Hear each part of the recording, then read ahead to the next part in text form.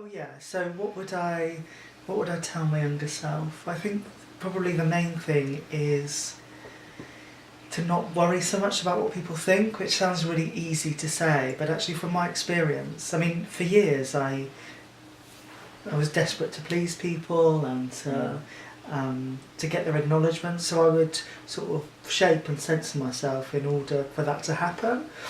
Um, and actually, there came a time where I was like, I don't know who I am anymore, because you don't, when you're trying to please people all the time and trying to meet their expectations. It's almost like, I don't know, you lose respect for yourself, and also you forget who you are. And I think, and it doesn't work. It just doesn't work, because those goalposts will always change depending on what that person wants or needs or who you're with.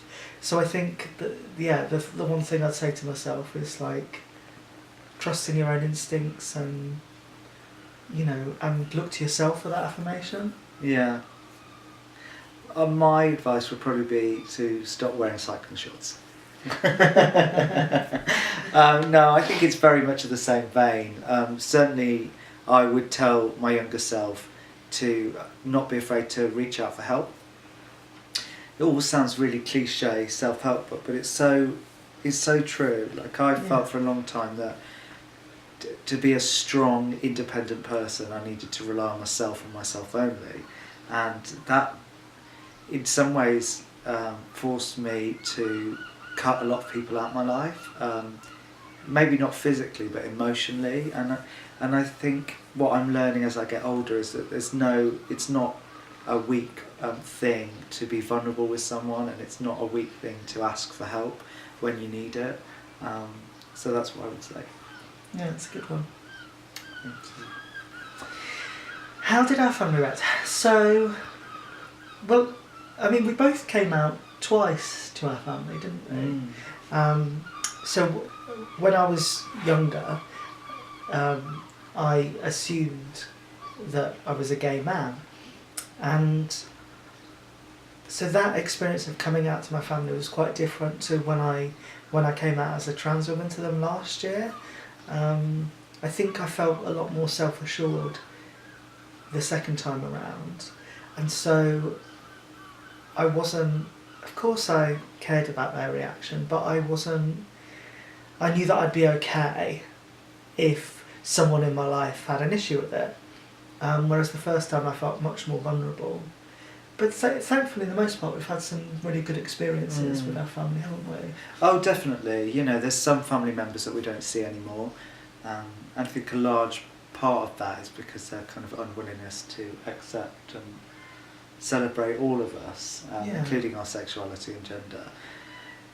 But I'm a firm believer in you can choose your family, and that can be biological and it can be other. And I think with the family that we have in our lives this time around, when I came out as non-binary last year,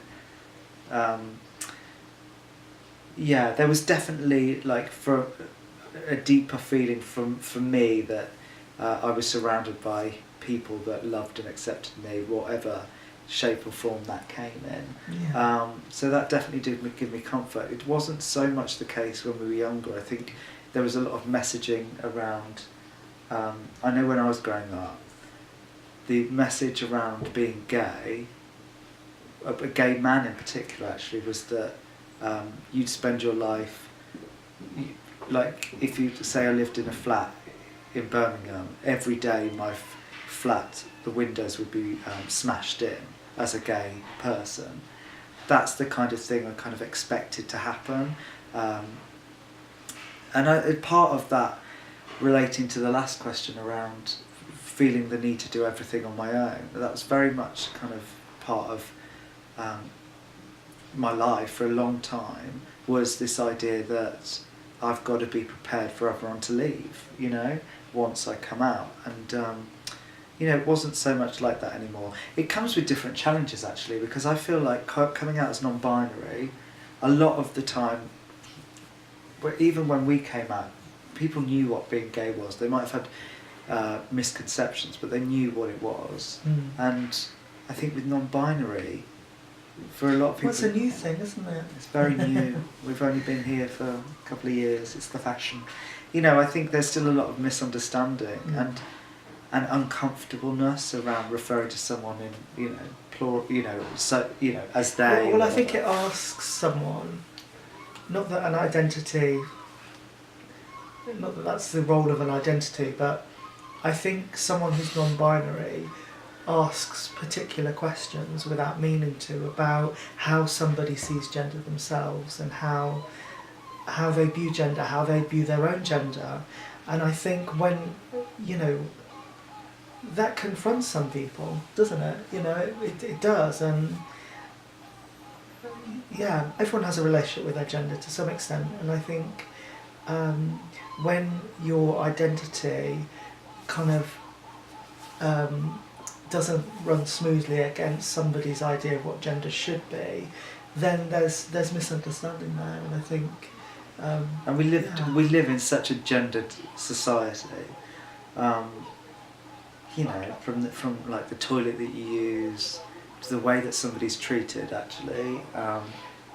Well, the list goes on, really, doesn't it? And I think when someone raises a question like, oh, well, this person doesn't identify with the gender binary, so male or female, what does that mean, not just for that person, but for us, for society, for the toilets we use, for the changing rooms we use, for the way that we refer to people, the way that we treat people.